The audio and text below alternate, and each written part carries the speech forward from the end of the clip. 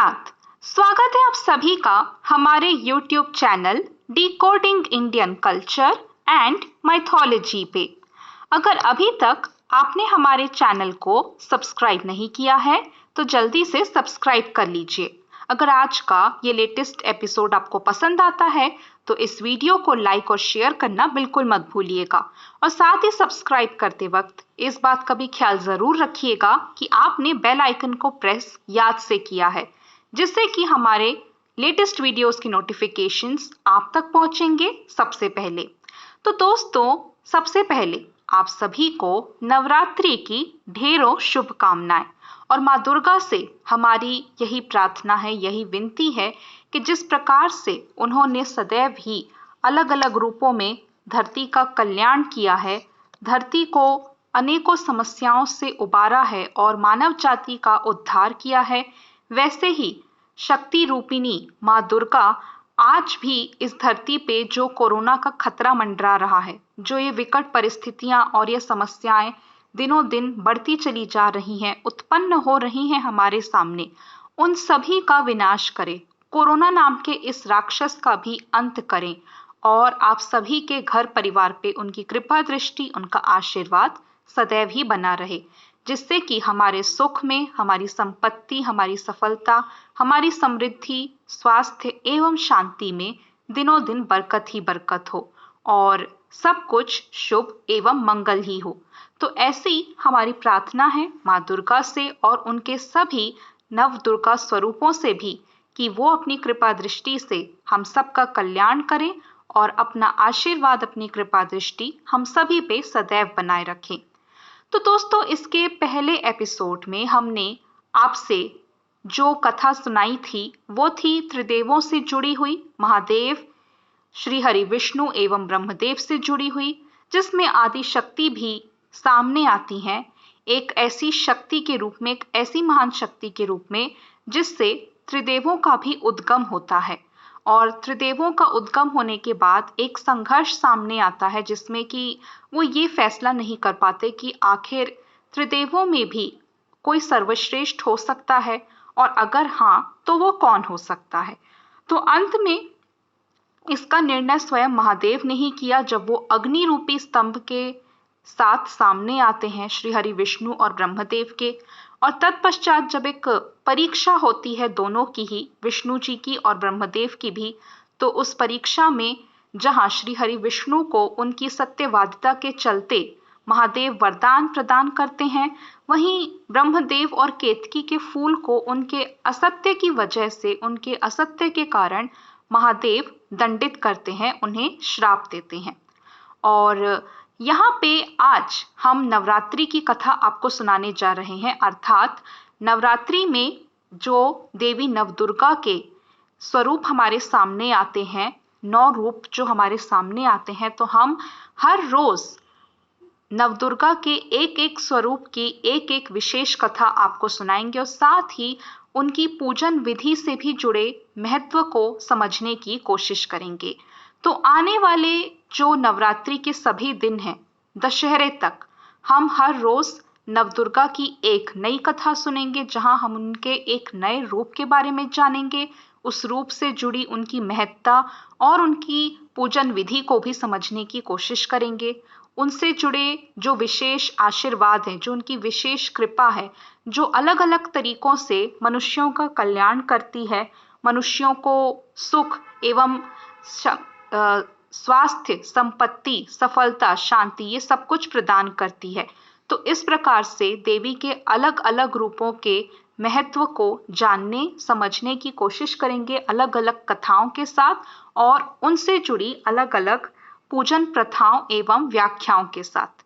और इसी के साथ चलिए हम अपनी आज की पहली कथा शुरू करते हैं, यानी कि आज नवरात्रि का पहला दिन है। तो आज की पहली कहानी जो होगी वो देवी शैलपुत्री के स्वरूप से जुड़ी होगी। लेकिन इससे पहले हम आपको माँ दुर्गा से जुड़ी एक कहानी सुनाना चाहते हैं, क्योंकि माँ दुर्गा के ही नव दुर्गा स्वरूपों की हम पूजा करते हैं नवरात्रि के दिनों में। तो इन सभी रूपों का जो उद्गम है वो माँ दुर्गा से ही होता है। तो हम सबसे पहले तो माँ दुर्गा की एक विशेष कथा आपको सुनाएंगे, जिसमें हम आपको ये बताएंगे कि उन्हें महिषासुर मर्दिनी क्यों कहा जाता है और क्यों महिषासुर का अंत करने के लिए माँ दुर्गा को वजूद में या फिर ये कहें कि अस्तित्व में आना पड़ा। तत्पश्चात हम आपको बताएंगे देवी शैलपुत्री की कथा। तो एक बार जब महिषासुर नाम के एक ऐसे असुर ने बहुत ज्यादा तपस्या की, बहुत ज्यादा तप किया, जिसकी महत्वाकांक्षाएं बहुत ज्यादा हुआ करती थीं, और वो असुर के साथ साथ एक ऐसा जीव था जो एक भैंस के रूप में भी जाना जाता था। वो एक ऐसा जीव था जो आधा असुर था, लेकिन ये कहें कि उसका स्वरूप जो था वो आधा मनुष्य का था लेकिन आधा भैंस का था। जी हाँ, वो एक ऐसा विशालकाय असुर था जो आधे भैंस के साथ साथ आधे मनुष्य के शरीर के रूप में हुआ करता था। और इस प्रकार से उसका पूरा जो स्वरूप है वो सामने आता है कि वो एक कोई मामूली असुर नहीं था, वो बहुत ही ज्यादा शक्तिशाली और बहुत ही ज्यादा खतरनाक असुर था, जिसकी वजह से सब लोग उससे डरते भी थे। उसका आतंक था इस दुनिया में, और उसका आधा शरीर मनुष्य का होता है और आधा शरीर जो होता है वो भैंस का होता है। तो एक अलग ही स्वरूप में महिषासुर जो है वो यहाँ पे सामने आता है, जो अन्य असुरों से काफी अलग होता है, लेकिन साथ में वो बहुत ज्यादा महत्वाकांक्षी और शक्तिशाली भी होता है। लेकिन जब उसे अपनी कठिन तपस्या के फल स्वरूप देवों से अजेय होने का, विजेता बनने का वरदान प्राप्त होता है, तो वो कहीं ना कहीं बहुत ज्यादा अहंकारी और घमंडी भी बन जाता है। और फिर उसने उन्हीं देवताओं के लिए मुश्किल खड़ी कर दी जिन देवताओं ने उसे वरदान देकर अजेय बनाया, जिनकी वजह से वो आज विजेता के रूप में जाना जाता है। तो उसने अपनी महत्वाकांक्षा के चलते एक बहुत ही बड़ी समस्या खड़ी कर दी थी देवताओं के लिए, जहाँ पे नर्क लोक जो कि धरती के नीचे होता है, धरती की गहराइयों में होता है, जिसे कई बार पाताल लोक भी कहा जाता है, कई बार नर्क भी कहा जाता है, और ये माना जाता है कि उसका जो अस्तित्व है वो धरती की गहराइयों में होता है, और वो बहुत ही अंदर में धरती की गहराई में बसा होता है। और वहाँ पे कई बार हम ये भी मानते हैं कि असुरों का वास होता है, और कई जगहों पे ये भी माना जाता है कि नर्क लोक में जो है वो पापियों की आत्माएं जाती हैं, उन्हें वहां पे यातनाएं दी जाती हैं, उन्हें वहां पे दंड दिया जाता है। तो उसने जो एक सीमा होती है, तीनों लोकों की अपनी अपनी सीमा है। तीन लोक क्या है वो हम जानते हैं, स्वर्ग लोक, मृत्यु लोक, पाताल लोक, या फिर हम उसे नर्क लोक भी कह सकते हैं।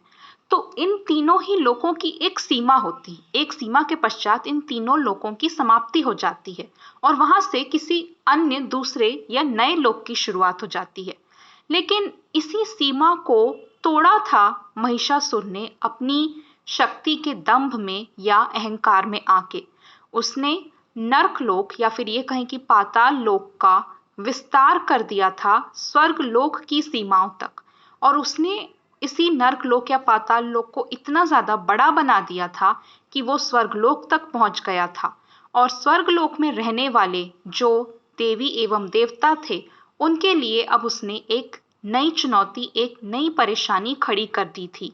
महिषासुर ने सूर्य, इंद्र, अग्नि, वायु, चंद्रमा, यम, वरुण और अन्य देवताओं के सभी अधिकार छीन लिए थे, और स्वयं स्वर्गलोक का स्वामी बन के वहां पे विराजमान हो गया था। महिषासुर के इस कृत्य की वजह से देवों को इतनी ज्यादा परेशानी झेलनी पड़ी कि वो स्वयं स्वर्गलोक से बेघर हो गए और उन्हें मृत्यु लोक पे अर्थात धरती पे निवास करना पड़ा। तत्पश्चात सभी देवों ने एक फैसला किया, एक निर्णय लिया कि वो अपनी अपनी शक्तियों को मिला के एक महान शक्ति का निर्माण करेंगे, जो देवी दुर्गा के रूप में सामने आती हैं। तो देवी दुर्गा का निर्माण होता है सभी देवों की शक्तियों से, जिसमें सभी देवों की बराबर शक्तियां रहती हैं। सभी देवों ने अपनी शक्तियां उसमें सम्मिलित की, सभी देवों ने अपने अस्त्र एवं शस्त्र भी उस शक्ति को प्रदान किए, जो माँ दुर्गा के अस्तित्व को और भी ज्यादा शक्तिशाली बनाता है, और भी ज्यादा दिव्य बनाता है। तत्पश्चात सभी देवों की शक्तियों से मिलके और उनके अस्त्र शस्त्र के दान के बाद, मतलब जो उन्होंने अपने अस्त्र शस्त्र भी उस शक्ति को प्रदान कर दिए, इसके बाद माँ दुर्गा जो हैं वो अस्तित्व में आती हैं, जिनके पास सभी देवों की शक्तियां भी होती हैं और सभी देवों के अस्त्र एवं शस्त्र भी होते हैं। इससे निर्माण होता है माँ दुर्गा की महान एवं अपार शक्ति का। तो जब माँ दुर्गा का जन्म हो जाता है सभी देवों की सम्मिलित शक्तियों के कारण, उनके अस्त्र एवं शस्त्रों के कारण, तो माँ दुर्गा एक महाविराट स्वरूप में सामने आती हैं। और माँ दुर्गा को प्रणाम करते हुए सभी देवगण उनसे ये विनती और प्रार्थना करते हैं कि आपका सृजन हमारी शक्तियों से हुआ है इस धरती के कल्याण एवं उद्धार के लिए, और इसकी शुरुआत आपको यानी कि देवी दुर्गा आपको करनी है महिषासुर का अंत करके। इसके साथ ही आप इस धरती और मानवता का कल्याण जो है वो आरंभ कर पाएंगी और इसके साथ ही सब कुछ शुभ और मंगल हो पाएगा। तो तत्पश्चात देवी दुर्गा वहां से प्रस्थान करती हैं और फिर उनका और महिषासुर का एक बहुत ही भयंकर युद्ध चलता है जो पूरे 9 दिन तक चलता है। उन्हीं 9 दिनों में आज हम देवी के नवदुर्गा स्वरूपों की पूजा अर्चना करते हैं और अंत में देवी दुर्गा ने महिषासुर का वध किया। तो इसी वजह से आज हम देवी दुर्गा को महिषासुर मर्दिनी के रूप में जानते हैं और इस प्रकार से, इस वजह से देवी का ये जो स्वरूप है, देवी दुर्गा का ये जो वजूद है, ये अस्तित्व में आया जो महिषासुर के अंत का कारण बना और जिसकी वजह से एक बार फिर से संसार में अधर्म का नाश हुआ और धर्म की स्थापना हो पाई। तो यहाँ पे देवी दुर्गा की ये जो विशेष कथा है ये हमने आपको सुनाई, लेकिन ध्यान देने वाली बात यह है कि हम नवरात्रि की शुरुआत ही घट स्थापना या कलश स्थापना के साथ करते हैं। तो कभी आपने ये सोचा है कि कलश स्थापना ही क्यों? कलश स्थापना के साथ ही हम नवरात्रि की शुरुआत क्यों करते हैं? आखिर इसके पीछे क्या वजह है? तो इसके पीछे भी एक बहुत ही ज्यादा खास वजह है जो जुड़ी हुई है पंच तत्वों से। जी हाँ, जो हम घट स्थापना करते हैं, जो हम कलश की स्थापना करते हैं, तो वो जो कलश है वो असल में पंच तत्वों से जुड़ा हुआ है, पंच महाभूतों से जुड़ा हुआ है। इसका जिक्र हमने आपसे पहले भी किया था कि मनुष्य का शरीर जो है वो पंच महाभूतों से ही बना होता है और ये माना जाता है कि हमारी मृत्यु के पश्चात हमारा ये जो शरीर है ये पंच महाभूतों में ही मिल भी जाता है। तो इसी प्रकार से ये माना जाता है कि जो कलश है वो भी पंच महाभूतों यानी कि पंच तत्वों का प्रतीक होता है। तो जिसमें शामिल हैं धरती, आकाश, वायु, जल एवं अग्नि। तो इन 5 तत्वों से हम ये समझते हैं कि मनुष्य का शरीर भी बनता है और ये 5 तत्व जो हैं ये एक तरीके से तब सामने आते हैं जब हम घट स्थापना या कलश स्थापना करते हैं। तो हम घट स्थापना या कलश स्थापना करते हैं ये सुनिश्चित करने के लिए कि हम इन पंच तत्वों से, इन पंच महाभूतों से देवी के यानी कि नवदुर्गा स्वरूपों का आवाहन कर रहे हैं, देवी का आवाहन कर रहे हैं और तत्पश्चात हम उनकी कृपा जो है वो प्राप्त कर पाते हैं। और यहाँ पे एक और विशेष बात जो है वो जुड़ी हुई है कलश से, घट स्थापना से। माना जाता है कि कलश का जो मुख होता है यानी कि जो उसका मुंह होता है जहां से वो कलश खुला होता है, जिसकी सहायता से हम उसके अंदर पानी या कुछ भी जो वस्तु है वो डाल पाते हैं, उसके मुख पे निवास होता है श्री हरि विष्णु का। उसके कंठ पे यानी कि जो उसकी गोलाई आती है, जहां से उसकी गोलाई शुरू होती है, उस पे निवास माना जाता है महादेव का। और उसके एकदम नीचे यानी कि उसके आधार में निवास माना जाता है ब्रह्मदेव का। तो ये भी एक कारण है जो कलश स्थापना, घट स्थापना को विशेष बनाता है कि एक कलश या घट स्थापना में जिसका हम इस्तेमाल करते हैं कलश का, वो त्रिदेवों का भी प्रतिनिधित्व करता है यानी कि उसमें पंच तत्वों के साथ साथ त्रिदेवों का भी निवास माना जाता है। तो इसी वजह से देवी का आवाहन करते समय देवी की स्थापना करते समय हम घट स्थापना या कलश स्थापना करके पंच महाभूतों एवं त्रिदेवों के साथ उनका आशीर्वाद प्राप्त करके देवी का आवाहन करते हैं, जिससे कि देवी का आवाहन सफल होता है, देवी का आगमन होता है और तत्पश्चात उनकी पूरी पूरी कृपा हम पे या हमारे घर परिवार पे बरस पाती है। और चलिए अब हम आगे बढ़ चलते हैं, जहां हमने दुर्गा माता की कथा सुनी और देवी का जो आगमन होता है उससे घट स्थापना का क्या विशेष संबंध है, घट स्थापना का इसमें क्या महत्व है, ये भी हमने आपको समझाने का प्रयत्न किया। और अब हम बात करते हैं आज के यानी कि नवरात्रि के पहले दिन में जो देवी शैलपुत्री का रूप सामने आता है उससे जुड़ी विशेष कथा के बारे में। तो यहाँ पे हम ये देखते हैं कि शारदीय नवरात्र प्रतिपदा से नवमी तक ये जो त्योहार है ये सनातन काल से मनाया जाता रहा है। इसमें आदि शक्ति के यानी कि जिसको हम देवी दुर्गा के रूप से भी जानते हैं, आदि शक्ति के नाम से भी जानते हैं, उनके हर रूप की नवरात्रि के 9 दिनों में पूजा की जाती है और इसलिए हम इसे नवरात्रि कहते हैं। सभी देवता, राक्षस, मनुष्य उनकी कृपा दृष्टि के लिए लालायित रहते हैं। ये पूरे हिंदू समाज का ही नहीं अपितु भारतवर्ष का भी एक सबसे महत्वपूर्ण त्योहार माना जाता है, जिसका धार्मिक, आध्यात्मिक, नैतिक एवं सांसारिक इन चारों ही दृष्टिकोण से काफी ज्यादा महत्व समझा जाता है। तो दुर्गा पूजा का जो ये त्योहार है ये पूरे वर्ष में 2 बार आता है। एक जो है वो चैत्र मास में और दूसरा जो है वो आश्विन मास में। चैत्र माह में देवी दुर्गा की पूजा बड़े ही धूमधाम से की जाती है, लेकिन आश्विन मास का विशेष महत्व है। दुर्गा सप्तशती में भी आश्विन माह के शारदीय नवरात्रों की महिमा का विशेष बखान किया गया है। दोनों मासों में दुर्गा पूजा का विधान एक जैसा ही है, दोनों ही प्रतिपदा से दशमी तिथि तक मनाए जाते हैं।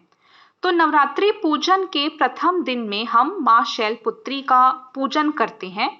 तो शैलराज हिमालय की कन्या होने के कारण हम इन्हें शैलपुत्री बुलाते हैं।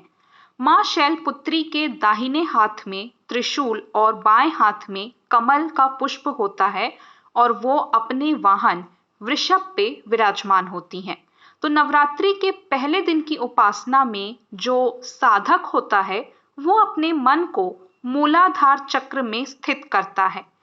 तो देवी शैलपुत्री का पूजन करने से साधक का वही मूलाधार चक्र जागृत होने लगता है और यहीं से योग साधना जो है उसकी शुरुआत हो जाती है, जिससे एक साधक को अपनी तपस्या करते हुए अनेक प्रकार की शक्तियां प्राप्त हो पाती हैं।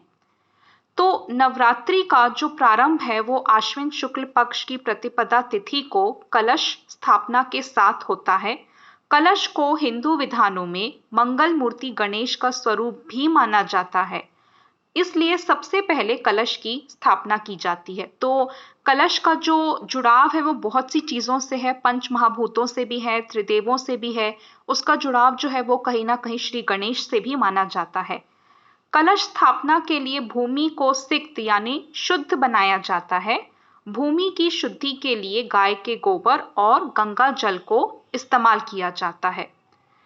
तो यहाँ पे जो शैलपुत्री हैं उनकी अब हम कथा आपको सुनाते हैं, उनकी विशेष कथा, जिससे कि एक साधक का मूलाधार चक्र जो है वो जागृत हो जाता है। तो यहाँ पे हम ये देखते हैं कि जब प्रजापति दक्ष की कन्या के रूप में सती का जन्म होता है तो वो ऐसे ही नहीं होता है, मतलब उसके पीछे भी एक विशेष कारण है कि प्रजापति दक्ष जो है वो शुरू से ही आदि शक्ति को, स्वयं साक्षात आदि शक्ति को अपनी पुत्री के रूप में प्राप्त करने के इच्छुक रहे थे। तो उन्होंने एक समय पे बहुत ही ज्यादा कठोर तप किया था इस बात के लिए कि आदि शक्ति जो है वो उनकी पुत्री के रूप में जन्म लें, उनकी पुत्री के रूप में संसार में आए। तो उनके इस कठोर तप से प्रसन्न होकर देवी आदि शक्ति ने उनको स्वयं दर्शन भी दिए और उनकी इस इच्छा पूर्ति के लिए उन्हें आशीर्वाद एवं वरदान भी दिया। लेकिन यहाँ पे एक बहुत ही ज्यादा खास बात है। खास बात यह है कि आदि शक्ति को उस समय वैसे भी इस धरती पे आना ही था। वो ऐसे ही नहीं मान गई थी दक्ष प्रजापति की पुत्री के रूप में अवतार लेने के लिए।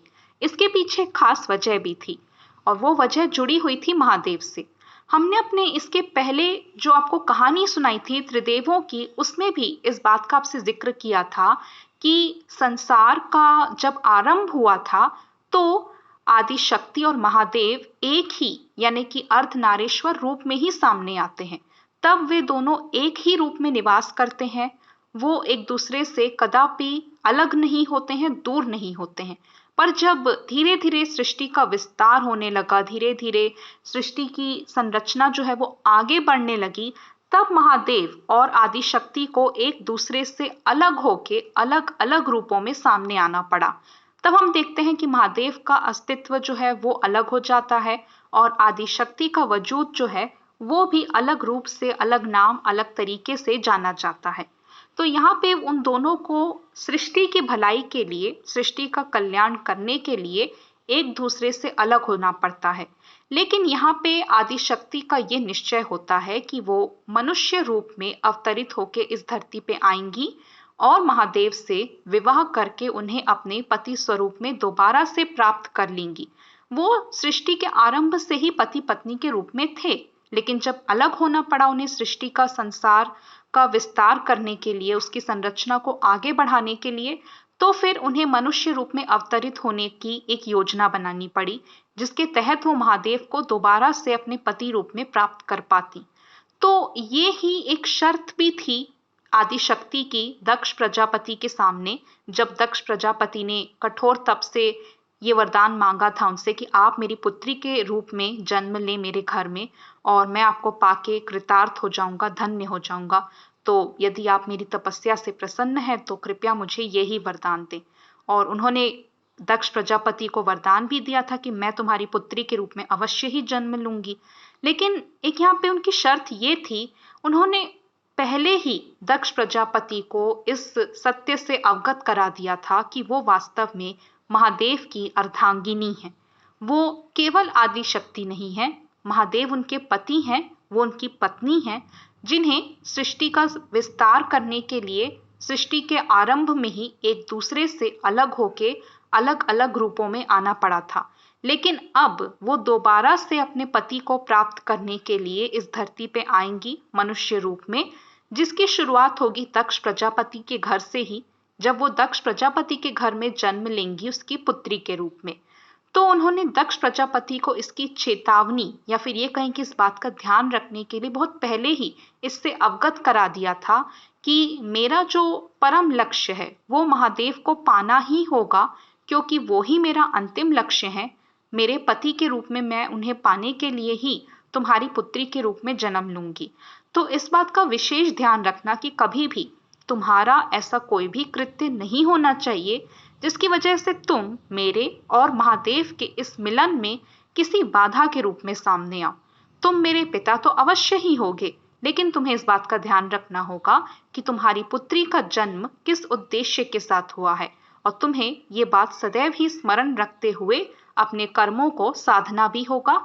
और अपने पिता होने के बावजूद मुझे इस बात के लिए तुम्हें आज्ञा भी देनी होगी और इसमें कोई अवरोध नहीं होना चाहिए, ये सुनिश्चित भी करना होगा।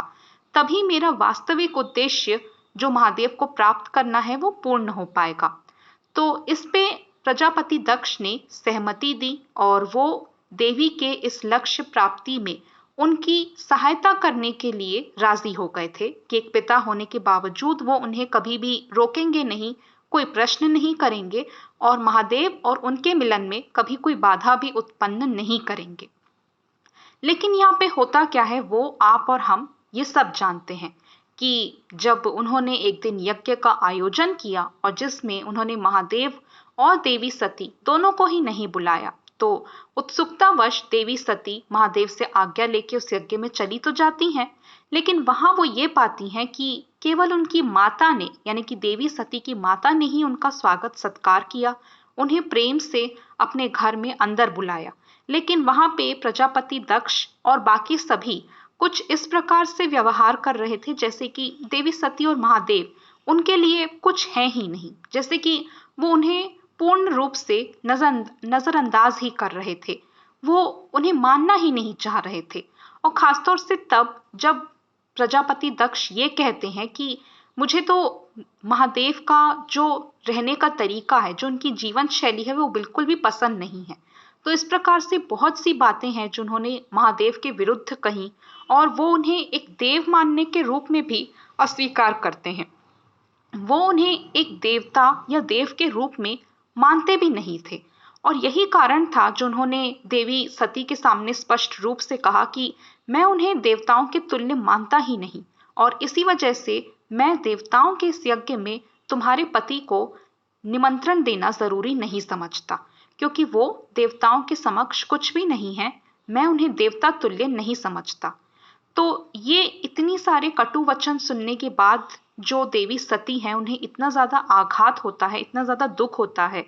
और इससे पूर्व जब उन्होंने महादेव से भी इसके लिए आज्ञा ली थी तो उन्होंने मना भी किया था देवी सती को कि तुम्हें उनके बिना बुलाए नहीं जाना चाहिए। एक कहावत भी है कि जहाँ पे आपको निमंत्रण नहीं दिया जाता या जहाँ पे आपका सम्मान नहीं किया जाता, वहां पे आपको दूसरों की इच्छा का मान रखते हुए ही नहीं जाना चाहिए। किसी के बिना बुलाए अपने मन से नहीं चले जाना चाहिए। कुछ ऐसा ही महादेव ने उन्हें समझाने की कोशिश की थी, पर वो अपने पितृ प्रेम में आकर वहां चली जाती हैं। लेकिन जब वहां पे इतना घोर अपमान होते हुए वो देखती हैं अपने पति का, तो उन्हें महादेव की बात ना मानने का अफसोस भी होता है। लेकिन अब जब वो वहां पे आ ही गई थी तो उन्होंने अपनी क्रोधाग्नि से, अपनी योगाग्नि से अपने आप को ही भस्म करके अपने जीवन का अंत कर लिया था। महादेव वहां पे आते हैं, वो क्रोध में होते हैं, उनका एक रूप आता है वीरभद्र जो उनके क्रोधाग्नि से जन्मा होता है और उस वीरभद्र के रूप में महादेव जो है वो स्वयं ही दक्ष का यानी कि प्रजापति दक्ष का अपने हाथों से संहार कर देते हैं। तत्पश्चात उनका जो यज्ञ है वो खंडित हो जाता है, वो पूरी तरह से समाप्त हो जाता है। लेकिन जब बहुत लोगों ने विनती की, उनको मनाने की, उनको समझाने की कोशिश की, तो एक बकरे के शीश को उनके धड़ पे लगा के वो दक्ष प्रजापति को जीवन भी प्रदान कर देते हैं। लेकिन जब वो माता सती के जले हुए शव को अपने कंधे पे डाल के विचरण करने लगते हैं चारों ओर, धरती की चारों दिशाओं में, बहुत ही ज्यादा दुखी और बहुत ही ज्यादा दुख व्यक्त करते हुए, शोक व्यक्त करते हुए, तो एक बहुत ही ज्यादा दुखी माहौल बनने लगता है, एक बहुत ही ज्यादा दर्दनाक वातावरण सामने आता है जो मनुष्य जाति के लिए या धरती के लिए भी सहन करना मुश्किल हो रहा था। ऐसे में यहाँ पे श्री हरि विष्णु सामने आते हैं जिन्होंने अपने सुदर्शन चक्र से देवी सती के उस देह का खंडन कर दिया था, उसे कई टुकड़ों में बांट दिया था। तत्पश्चात वो ये चाहते थे कि महादेव अपने इस दुख से, अपनी इस ग्लानि से, अपने इस वियोग से बाहर आ सके, अपने इस जो भी वो दुख में घूम रहे हैं इधर से उधर उनके शव को लिए हुए, इस हालत से वो बाहर आ सके। लेकिन महादेव बहुत समय बाद फिर स्थिर हो पाते हैं बड़ी मुश्किल से। तत्पश्चात महादेव के हाथों ही उन 51 शक्तिपीठों की स्थापना होती है जिन्हें आज हम देवी के शक्तिपीठों के रूप में जानते हैं, जहाँ पे देवी सती का एक एक अंग गिरा था और उनके एक एक अंग से उनके शक्तिपीठों की स्थापना हो गई है। तो आज वो सब पवित्र शक्तिपीठ के रूप में जाने जाते हैं, जहां हम माता के दर्शन करके उनका आशीर्वाद प्राप्त करने जाते हैं। तब महादेव जो है वो बहुत ही लंबी तपस्या में चले गए थे, लेकिन कुछ समय पश्चात ही देवी पुनः वापस लौटती हैं पर्वत की पुत्री के रूप में, हिमावन की पुत्री के रूप में, और इसी वजह से उन्हें हिमराज की पुत्री भी कहा जाता है और उन्हें शैलपुत्री भी कहा जाता है। तो ये जो देवी शैलपुत्री हैं ये और कोई नहीं अपितु पर्वतराज की पुत्री हैं, जिन्हें हम पार्वती के नाम से भी जानते हैं, जो एक बार फिर से दूसरी बार जुड़ने की कोशिश करती हैं महादेव से उनकी पत्नी के रूप में। फिर उन्हें कठोर तपस्या करके वो अपने पति के रूप में प्राप्त करती हैं और तत्पश्चात फिर से देवी और महादेव का मिलन हो जाता है और आज भी वो महादेव की पत्नी के रूप में, उनकी संगिनी के रूप में उनके साथ ही कैलाश पर्वत पे निवास करती हैं। लेकिन वो स्वयं हिमालय की पुत्री और हिमालय के राजा हिमवान, जो हिमवान थे, उनकी पुत्री के रूप में जन्मी थी, इसलिए उन्हें पर्वतराज की पुत्री पार्वती और साथ ही शैलपुत्री के नाम से भी जाना जाता है। तो ये है देवी के पहले रूप की वो विशेष कथा जिसे आज हम शैलपुत्री के नाम से जानते हैं, जिसका आज हम पूजन एवं मनन करते हैं नवरात्रि के पहले दिन में। तो इसी के साथ ये विशेष कथा जो देवी शैलपुत्री से जुड़ी हुई थी और देवी शैलपुत्री के जिसके स्वरूप की हमने इसमें व्याख्या की, देवी दुर्गा की भी आपको एक विशेष कथा सुनाई और ये भी कि कैसे घट स्थापना भी एक विशेष महत्व रखता है नवरात्रि के इस पहले दिन पे, कैसे घट स्थापना जो है वो पंच महाभूतों, त्रिदेवों एवं श्री गणेश का प्रतीक माना जाता है, जिसकी सहायता से हम आदि शक्ति के नव दुर्गा स्वरूपों का आवाहन करते हैं नवरात्रि के पहले ही दिन। तो ये सारी ही बातें हमने आज आपको विशेष कथा के रूप में और उसके महत्व के रूप में समझाने की कोशिश की और आगे भी हम आपको नवरात्रि से जुड़ी ये विशेष कथाएं रोज ही माँ दुर्गा के अलग अलग स्वरूपों के साथ सुनाते रहेंगे, दशहरे तक अलग अलग रूपों में अलग अलग कथाओं के साथ। तो इसी के साथ हमारी आज की ये विशेष कथा यहीं पे समाप्त होती है और इसी के साथ हम आपसे वादा करते हैं कि आपकी और हमारी मुलाकात होगी बहुत जल्द हमारे नेक्स्ट एपिसोड में। Till then take care, good bye, Tata.